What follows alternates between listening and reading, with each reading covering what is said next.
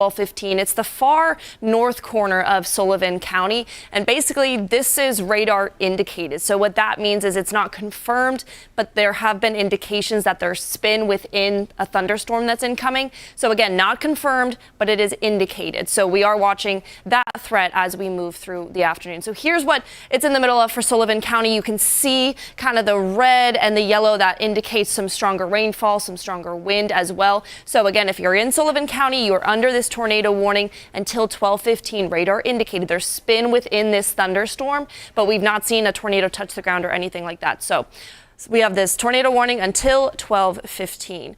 And when we look at the rest of the satellite radar, when we zoom out a little bit further, you can see we have this system that's going to be around for the majority of the day. Now, we've seen kind of the worst of it, and we're in the worst of it for some parts like Sullivan County at this moment, but we have some heavy rain moving through the area and some thunderstorms. So not all of us will see thunderstorms today, but some of us already are. That's why we have that tornado warning in Sullivan County.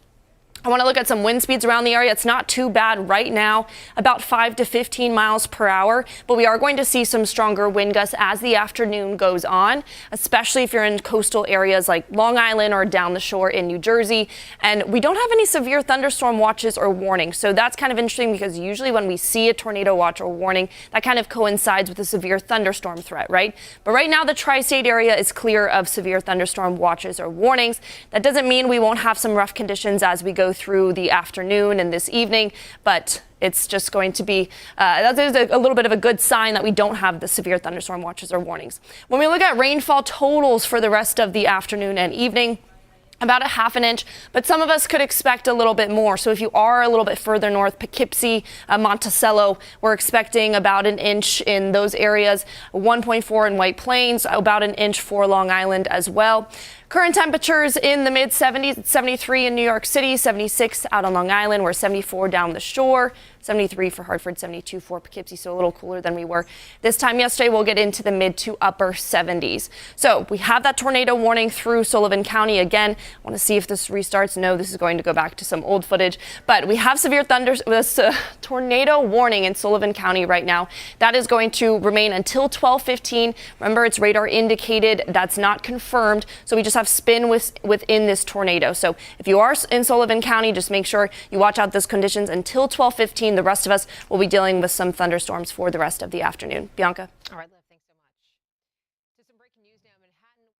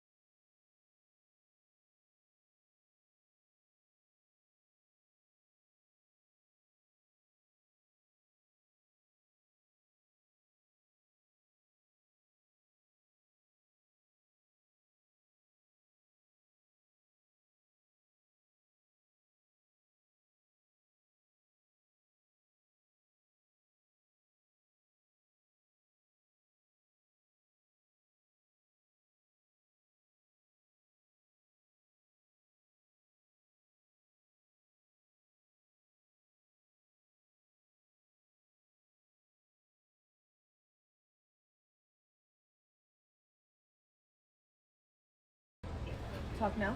Hey girl, hey. Lisa, do you hear me? Yes, I hear you. Oh, that's really loud. Ooh, perfect. It's still really loud. Is there a way to turn it down? I think it's excited for this. Okay. Hey Lisa, can you do a test? Yeah, testing. Audio? I'm out Amazing. here. Better. I'm out here Yeah. at 500 Pearl Street, Federal Court.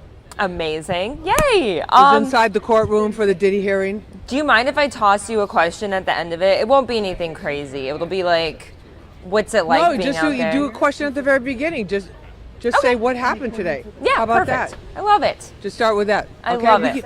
We can do a conversation. Yeah. Okay, Keep it perfect. easy. Perfect. Love it, Lisa. Thank you so much. No problem. My pleasure. Perfect.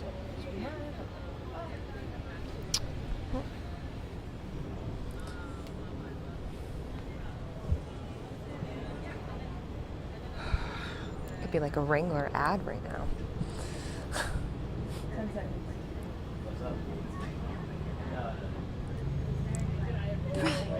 Two.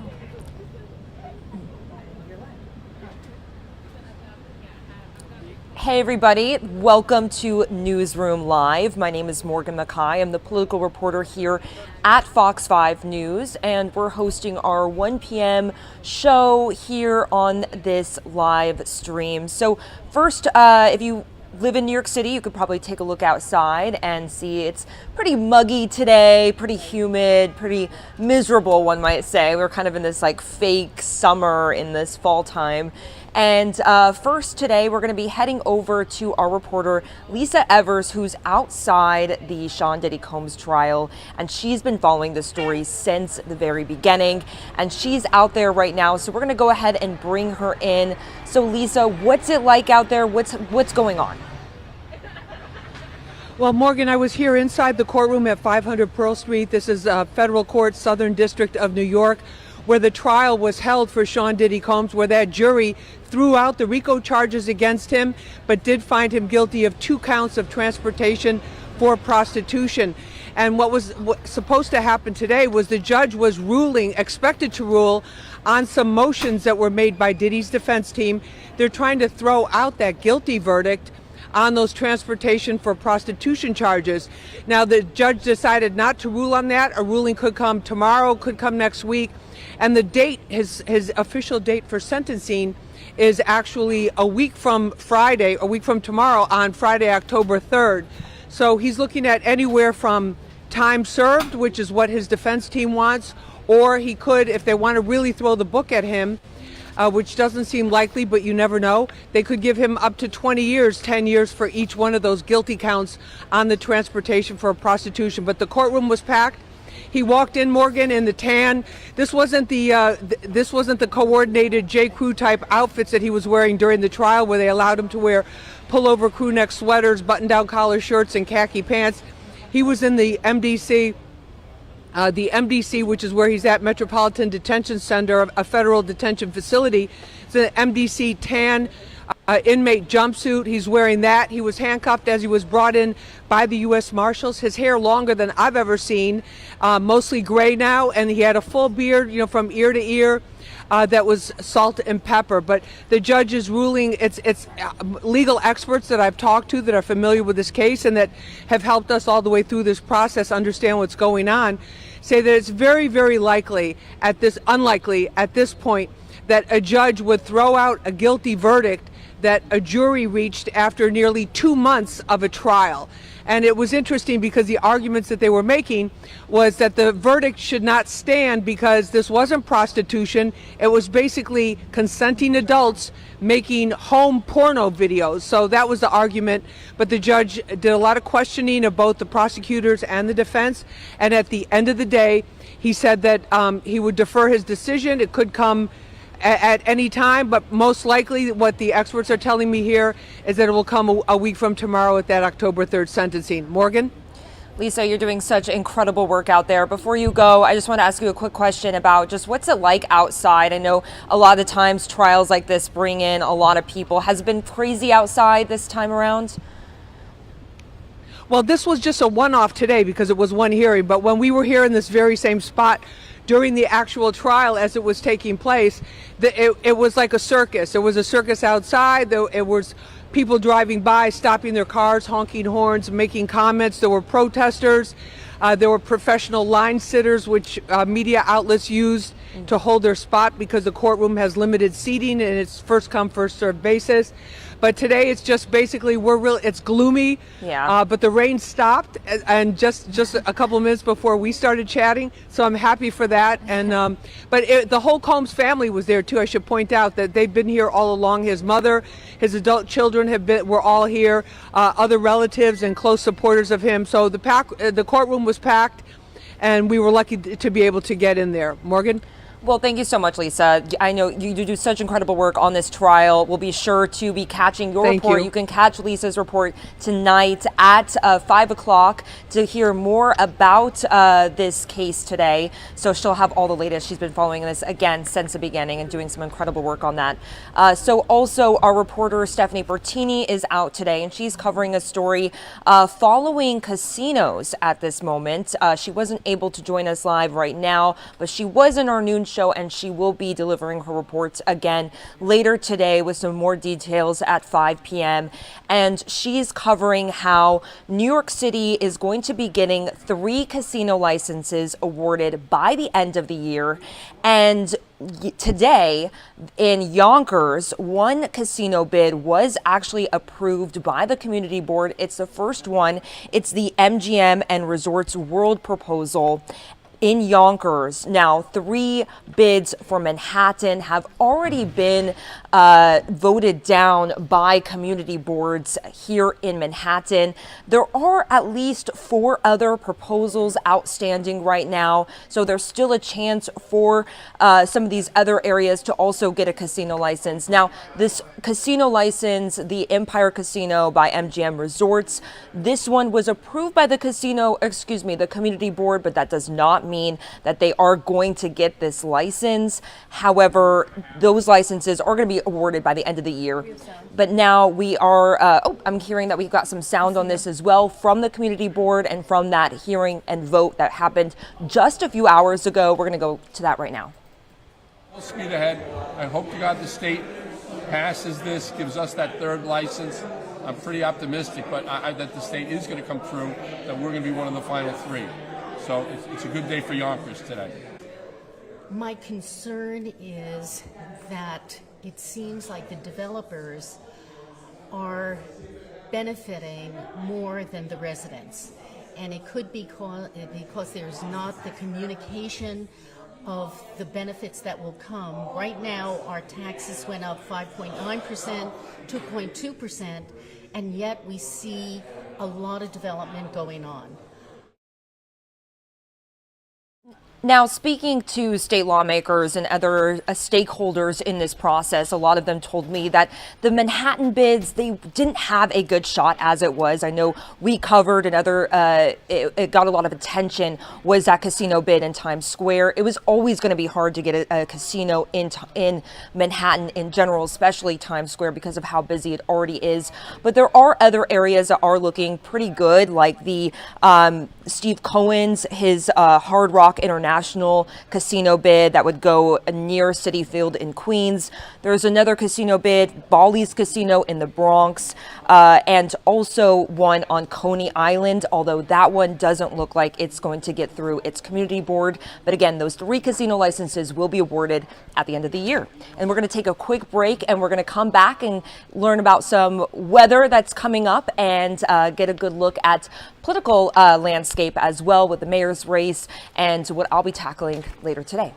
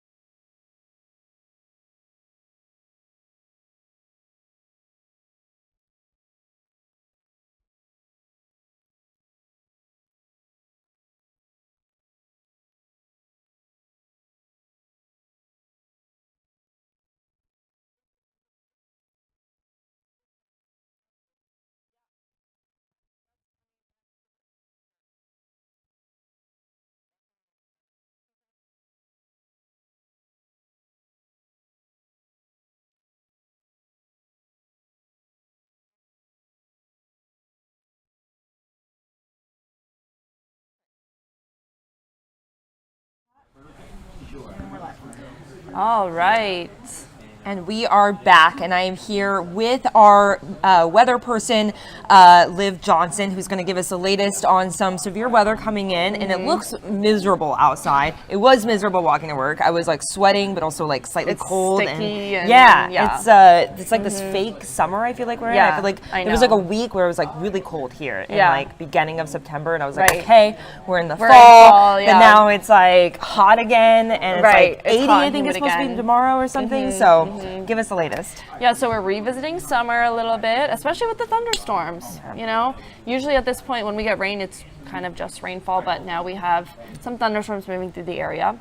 We had a tornado warning in Sullivan County that expired at 12:45. Then we had one pop up in Delaware County. That one was supposed to expire at 1:15, but it already has expired a little bit early.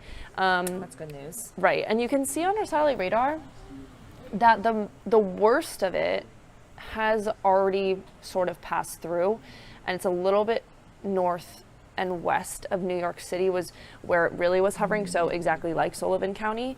And Ulster County was getting some strong wind gusts, some heavy rain as well. Now we see some moving through Connecticut, like Hartford getting some thunderstorms. We haven't really had too much action in New York City or Long Island. We've definitely had rainfall, but we haven't had really strong storms. That doesn't mean we still can't see a thunderstorm later tonight. In fact, we probably will see an isolated one somewhere in the city and out east as we go through the afternoon and the evening. We're expecting maybe another half of an inch of rain in New York. I know it's a good thing. I know rain is like what you want, especially for upstate New York. You know, you got your vegetation and your crops and your farms, and even here in New York City, we've got parks and rain's good. But I feel like we've gotten so much rain this year. Is it just me, or have you seen the trends that there is more? Usually we see more in September than we have so far, so we're still a little bit behind, and we're not really in bad drought conditions yet, but like remember last October, was it? And I swear it didn't rain the entire month. Like it was the longest dry, right? And we had severe drought in New Jersey. So yeah, we don't want to get back to that. We're not, but I mean September we're below average for total rainfall. So we haven't seen that much rain. Feels like it, but okay. That's good to know. Well, I think when it has been raining, it's been kind of a lot. And that's why it feels like we've seen a lot of rainfall, but it hasn't really been that consistent. So, so we have rain today. We have rain Friday morning. Okay. But like most of Friday will be nice. It'll feel like, well, it'll be humid. Okay. But so rain tonight, rain tomorrow morning.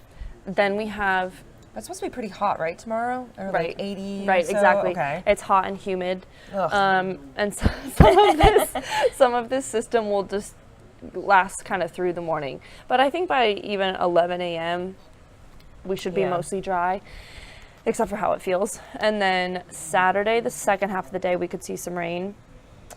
Sunday, shower chance. But it's still just a chance right now. I don't want to say that the weekend is a washout, but showers maybe for the second half. Shower chance Sunday, but Monday, we don't have a rain chance yet. Wow. And it's going to be 78 degrees. Wow. So I'm going to try to like keep the happiness around the sun a little bit longer. Do you have your umbrella today?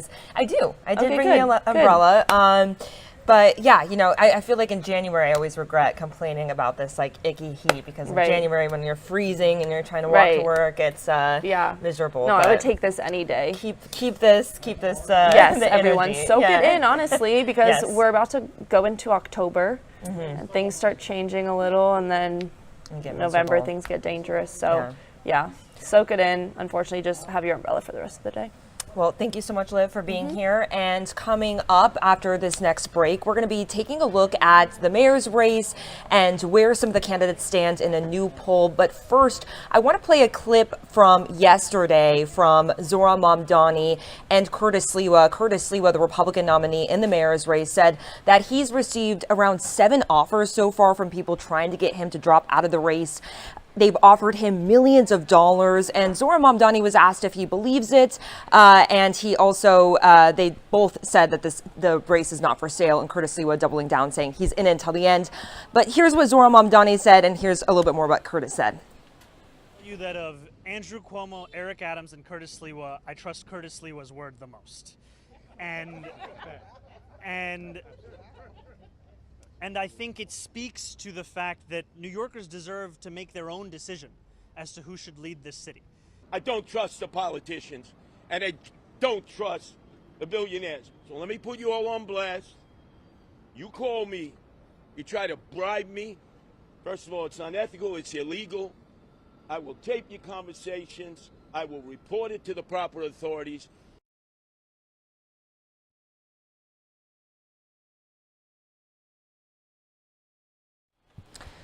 Yeah, and again, Curtis Lewa saying that he's in this race until the very end. This cannot be a race that can be bought, and Mamdani saying the same thing. If you have any questions about the mayor's race, I've been covering the mayor's race since the beginning, and I am the political reporter here at Fox 5. I also host a half-hour politics show that airs every Friday night at 6:30 p.m. So if you have some questions, please let us know in the comments, and I will do my best to answer them. Thank you.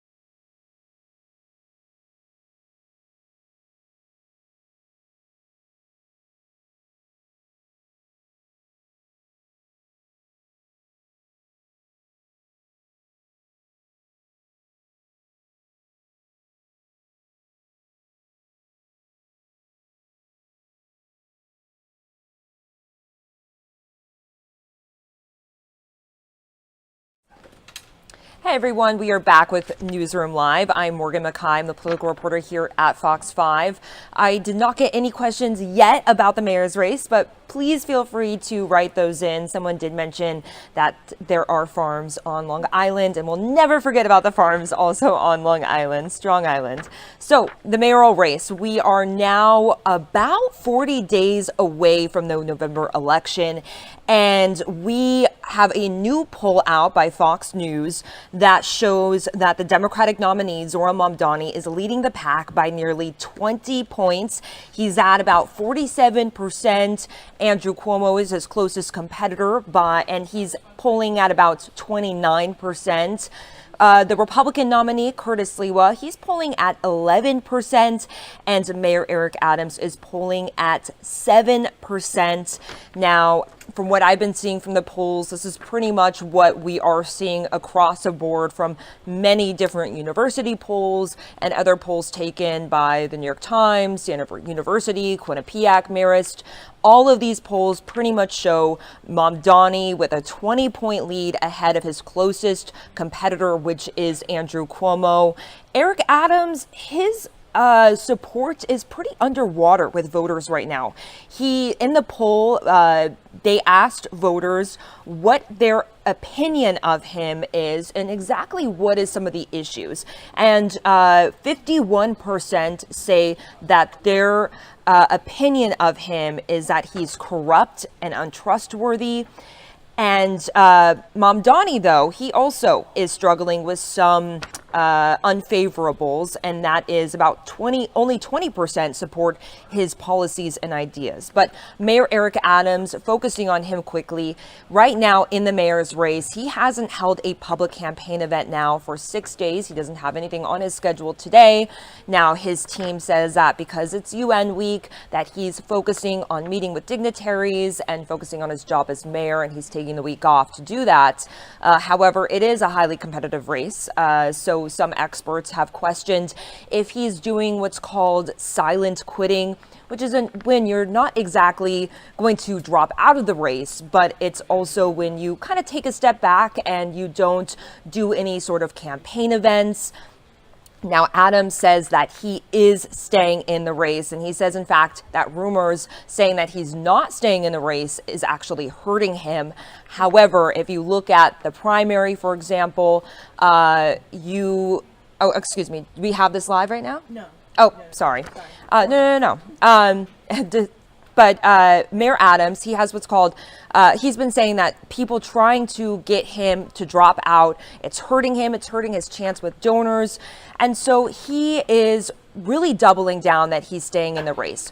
The reason why it's a little hard to trust this is because some people in his inner circle are going around to the media and to other people saying that Adams is on the fence. He doesn't know whether he should drop out of the race.